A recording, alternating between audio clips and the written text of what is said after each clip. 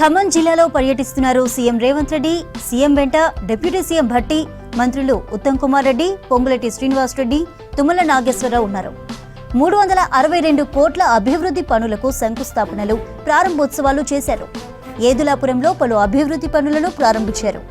Nursing college, Maddulapalli వ్యవసాయ market, JNTU college, కూసుమంచిలో 100 పడకల ప్రభుత్వ ఆసుపత్రి నిర్మాణానికి శంకుస్థాపన చేశారు. ఆ తర్వాత ప్రజాప్రతినిధుల సమావేశంలో పాల్గొనున్నారు సీఎం రేవంత్ రెడ్డి. ఖమ్మం సిపిఐ శతాబ్ది ఉత్సవ బహిరంగ సభకు అటెండ్ కానున్నారు.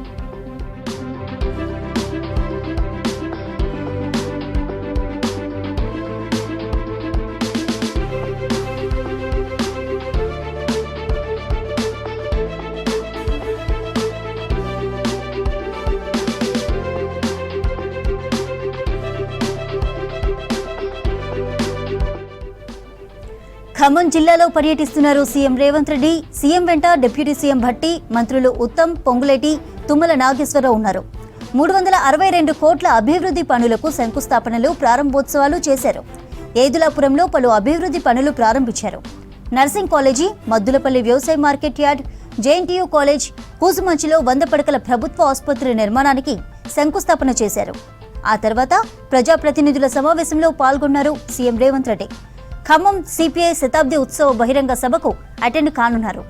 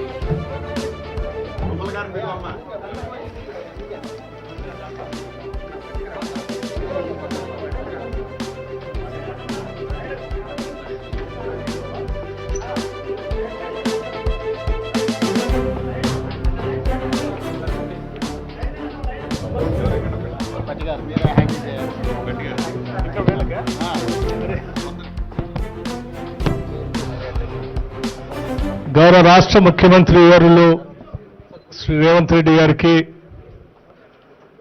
ఇన్ఛార్జ్ ఈ జిల్లాకి గౌరవ రాష్ట్ర మంత్రివర్యులు వాకిటి శ్రీహరి గారికి, అలాగే ఇరిగేషన్ శాఖ మార్చులు ఉత్తమ్ కుమార్ రెడ్డి గారు, స్థానిక శాసనసభ్యులు, రెవెన్యూ శాఖ మార్చులు, ఈ కార్యక్రమానికి ఈరోజు ఆద్యులు అయినటువంటి శ్రీనివాస్ రెడ్డి గారికి, తుమ్మల నాగేశ్వరరావు గారికి, మిగతా గౌరవ పార్లమెంటు సభ్యులందరికీ, శాసనసభ్యులందరికీ ముందుగా నా హృదయపూర్వకమైనటువంటి నమస్కారాలు. ముఖ్యంగా మీ అందరికీ సమయం చాలా కార్యక్రమాలు గౌరవ ముఖ్యమంత్రి గారు అటెండ్ కావాల్సి ఉంది కాబట్టి మీ అందరికీ ఒక ఈ అద్భుతమైనటువంటి నర్సింగ్ కళాశాలని రాష్ట్ర ప్రభుత్వం ఇక్కడ శాంక్షన్ చేసి, ఈ ప్రభుత్వం వచ్చిన తర్వాత గౌరవ ముఖ్యమంత్రి రేవంత్ రెడ్డి గారి నాయకత్వంలో నిధులు శాంక్షన్ చేసి కట్టించి ఈరోజు ప్రారంభోత్సవ కార్యక్రమం చేసుకునేటువంటి ఒక అద్భుతమైన కార్యక్రమాన్ని ఈరోజు మనం జరుపుకుంటున్నాం. మీ అందరికి కూడా అభినందనలు. ఇటువంటి కళాశాలలో బ్యూటిఫుల్ ఇన్ఫ్రాస్ట్రక్చరు, మంచి గదులతో నిర్మించినటువంటి పాఠశాలలో చదువుకునేటువంటి ఏర్పాట్లు ఈ ప్రభుత్వం చేసినందుకు ఈ జిల్లా నుంచి ప్రాతినిధ్యం వస్తున్నటువంటి ఉప ముఖ్యమంత్రి గారు, రాష్ట్ర ముఖ్యమంత్రి గారికి, అట్లాగే మిగతా మంత్రులందరికీ కూడా మీ అందరి తరఫున వారికి ధన్యవాదాలు, అభినందనలు తెలియజేస్తూ, సమయం తక్కువ ఉన్నది కాబట్టి నేరుగా నేను గౌరవ ముఖ్యమంత్రి గారినే రెవెన్యూ ఇంటరాక్ట్ కండి అమ్మా, ఒకళ్ళు 1 minute 2 minutes లో. Good afternoon, sir. Respected leaders అందరికి. My name is Shravanti. I am studying BSc Nursing 3rd year from Government College of Nursing Paleru. First ముందుగా మాకు ఇంత మంచి కళాశాల ఇచ్చినందుకు ధన్యవాదాలు సార్. నా హృదయపూర్వక నమస్కారాలు సార్. అంత మంచి కళాశాల ఇచ్చి, ఇన్ని మంచి వసతులు ఇచ్చి మా కోసం మీరు ఇక్కడికి రావడం మాకు చాలా సంతోషంగా ఉంది సార్. ఈ విషయంలో మేము చాలా మీకు రుణపడి ఉంటాం సార్ జీవితాంతం. ఇంత మంచి ఆపర్చునిటీస్ ఇచ్చి, మా కోసం మీరు ఇంత ఇంపార్టెన్స్ ఇచ్చి ఇక్కడి వరకు వచ్చినందుకు మేము భవిష్యత్తులో చాలా సమాజానికి ఆరోగ్య సేవ చేస్తామని ఈ సభాముఖంగా అందరం ప్రమాణం చేస్తున్నాం sir. Thank you sir, thank you so much sir. Sir మీ నాయకత్వంలో మా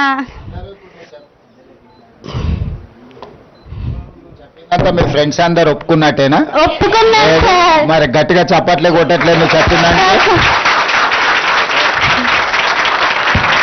thank you so much sir. Thank you so much sir this valuable opportunities for.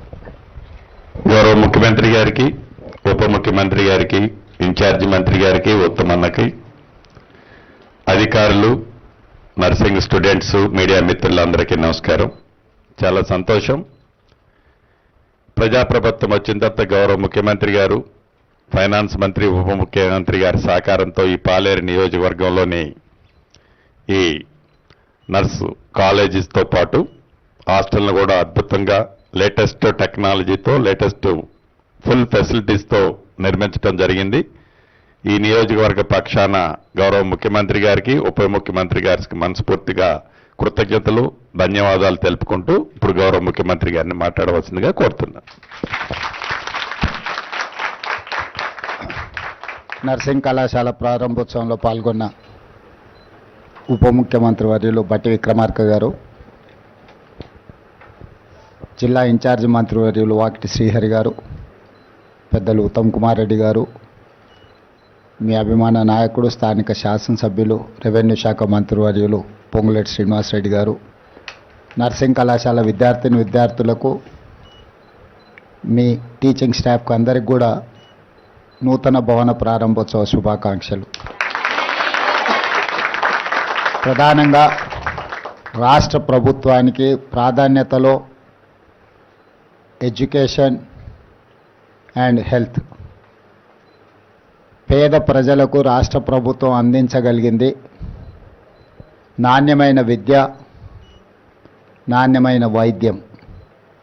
ఈ రెండింటిని ప్రాధాన్యత క్రమంలో పెట్టుకొని ఈరోజు రాష్ట్ర ప్రభుత్వం అన్ని రకాల ప్రయత్నాలు చేస్తున్నది. నూతనంగా బీఎస్సీ నర్సింగ్లో జాయిన్ అయిన మీ అందరికీ అభినందనలు తెలియజేస్తూ, మీ అందరికీ నా సూచన ఒక్కటే, సమాజంలో వైద్యానికి, వైద్యుడికి ఉన్న ప్రాధాన్యత అందరికంటే మొదటి ప్రాధాన్యతగా చూస్తారు. ఆరోగ్యం బాగలేనప్పుడు, ప్రాణ సంకటం వచ్చినప్పుడు ప్రజలు వచ్చేది వైద్యుడి దగ్గరికి. దేవుడి మీద ఎంత నమ్మకం ఉంటుందో వైద్యుడి మీద కూడా అంతే నమ్మకం, విశ్వాసం పెట్టుకొని మీ దగ్గరకు వస్తారు. మీ ఉద్యోగ ప్రయాణంలో మీ నిర్లక్ష్యము ఒక ప్రాణం ఖరీదుగా మారొచ్చు ఒకసారి. ఆ ప్రాణం ఆ కుటుంబానికి 100% జీవనాధారం కూడా అయి ఉండొచ్చు. కాబట్టి మీ విధి నిర్వహణలో మీకు వ్యక్తిగతంగా ఏవైనా సమస్యలు ఉండొచ్చు, వ్యక్తిగతంగా మీ అయిష్టాలు ఉండొచ్చు. కానీ మీరు మీ వృత్తిని నిర్వహించేటప్పుడు మీ ఇష్టాయిష్టాలు కానీ లేకపోతే మీ వ్యక్తిగతమైన సాధక బాధకలు మీ వృత్తిలో కనిపించకూడదు. మనం వృత్తిని నిర్వహిస్తున్నప్పుడు చాలా బాధ్యతతో నిర్వహిస్తే జీవితంలో ఎంతోమంది ప్రాణాలను కాపాడిన వాళ్ళు అవుతారు మీరు. అదేవిధంగా మీకు భవిష్యత్తులో ఇక్కడేనే కాదు, గ్రామీణ ప్రాంతాలలోనే కాదు, రాష్ట్ర స్థాయినే కాకుండా ఈరోజు విదేశాలలో కూడా బీఎస్సీ నర్సింగ్ స్టూడెంట్స్కి విపరీతమైన డిమాండ్ ఉన్నది. ఈ ప్రతి వాళ్ళు ఇంజనీరింగ్ చదువుకోవాలి, అమెరికాకు వెళ్ళాలి అని ఒక లక్ష్యంతో చదువుకున్న వాళ్ళు వెళ్ళిన వాళ్ళు. కానీ ఈరోజు ప్రపంచ దేశాలలోనే అవసరాలు మారినాయి.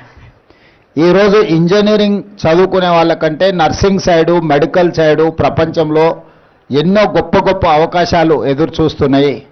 ఈ మధ్యకాలంలో విదేశీ పర్యటనకు వెళ్ళినప్పుడు జపాన్, జర్మనీ, సౌత్ కొరియా లాంటి దేశాలు నేను వెళ్ళినప్పుడు ఆ దేశంలో అక్కడుండే ప్రభుత్వాలను కలిసినప్పుడు మీరు ఎంతమందిని పంపించినా నర్సింగ్ చదువుకున్న వాళ్ళను మా దేశానికి పంపించండి, వేలల్లో కాదు లక్షలాది మందిని పంపించినా కూడా దాదాపుగా ఒక జపాన్లోనే more than 1 lakh nursing students demand ఉన్నది.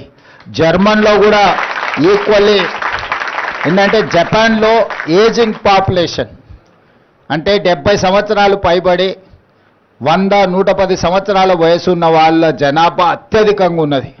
సో వాళ్ళకి వాళ్ళ పిల్లలు కూడా 90 years తల్లిదండ్రులకు వస్తే వాళ్ళ కొడుకులకు కూడా 60 ఏళ్ళు పైబడిన ఉన్నాయి. అన్ని సంవత్సరాలు ఉండడం వల్ల తల్లిదండ్రులతోని కొడుకులు కుటుంబాలు కూడా కలిసి ఉండడం లేదు. వాళ్ళకు వైద్యం అందించడానికి కొన్ని సందర్భాలలో కుటుంబాలలో ఒకరో ఇద్దరు ఉండడం వల్ల వాళ్ళు మరణించిన వారం 10 రోజులకు కూడా వాళ్ళు చనిపోయినరా లేదా తెలియని పరిస్థితులు ఆయా దేశాలలో ఉన్నాయి. అక్కడ మీకు ఉద్యోగ ఆపర్చునిటీస్ చాలా ఎక్కువ ఉన్నాయి. మంచి జీతాలు, మంచి ఒక ఇంజనీరింగ్ చదువుకున్న సాఫ్ట్వేర్ ఇంజనీర్ కంటే కూడా ఒక నర్స్కి ఎక్కువ జీతభత్యాలు ఇచ్చే పరిస్థితులు ఈరోజు జపాన్, జర్మనీలో ఉన్నాయి. మనం ఆ దేశాలతో భాష నేర్పించడానికి కూడా ఒప్పందాలు చేసుకున్నాము. భవిష్యత్తులో మీ నర్సింగ్ కాలేజీలో కూడా జపనీస్ లాంగ్వేజ్, జర్మనీ లాంగ్వేజ్ నేర్పించడానికి ఇక్కడికి అవసరమైన టీచర్లను ఇక్కడికి పంపిస్తాం. మీ మంత్రి గారికి మళ్ళీ తర్వాత నేను వాళ్ళని కనెక్ట్ చేస్తాను. తెలంగాణ రాష్ట్ర ప్రభుత్వం జపాన్ ప్రభుత్వంతో, జర్మనీ ప్రభుత్వంతో ఇక్కడ మన విద్యార్థులకు ఆ భాషను నేర్పించడానికి, ఎందుకంటే మనకు బ్యారికేడ్ భాష మాత్రమే, అంటే వాళ్ళు ఏదైనా సమస్య చెప్పుకుంటే తిరిగి మనం తీర్చడానికి ప్రాథమికంగా భాష వచ్చినా చాలు. అందుకోసమని ఈరోజు ఆ దేశాలతో మనం ఒప్పందాలు చేసుకున్నాం. డెఫినెట్గా ఇది అయిపోయిన తర్వాత రెవెన్యూ మంత్రి గారికి శ్రీనివాస్ రెడ్డి గారితో మాట్లాడి మీ నర్సింగ్ కాలేజ్లో కూడా జపనీస్ లాంగ్వేజ్, జర్మన్ లాంగ్వేజ్ నేర్పించడానికి అవసరమైన కార్యాచరణ తీసుకుంటాము. మీరందరూ బాగా కష్టపడి చదివి మంచి వైద్య సేవలు అందించాలి. పేద ప్రజలకు ఒక ఆదర్శవంతమైన బాధ్యతను మీరు నిర్వహించాలి. మీ అందరికి కూడా మరొక్కసారి మనస్ఫూర్తిగా శుభాకాంక్షలు తెలియజేస్తూ, గ్రామీణ ప్రాంతం నుంచి వచ్చిన మీరు దేశ స్థాయిలో రాష్ట్ర ప్రతిష్టను ముందుకు తీసుకెళ్లడానికి పనిచేస్తారని సంపూర్ణమైన విశ్వాసంతో మీకు అవసరమైన వసతులు అన్నిటి కూడా ఈ రాష్ట్ర ప్రభుత్వం ఏర్పాటు చేస్తుంది. మీకు ఏమేం కావాలనో రాష్ట్ర ప్రభుత్వం మీకు అందుబాటులోకి తీసుకొస్తుంది. మీరు బీఎస్సీ నర్సింగ్లో చాలా మంచి విద్యను నేర్చుకొని పేదలకు సేవలు అందించాల్సిందిగా మీ అందరికీ సూచన చేస్తూ మీ అందరి దగ్గర సెలవు తీసుకుంటున్నారు. ధన్యవాదాలు. స్టూడెంట్స్ అంతే కూర్చోండి. ముఖ్యమంత్రి గారు, ఉప ముఖ్యమంత్రి గారు అటు ఫోటో దిగుతారు. 2 చైర్లు ఏంటన్నమాట, మిగతా వాళ్ళు ఎవరు డిస్టర్బ్ చేయొచ్చు చూడు.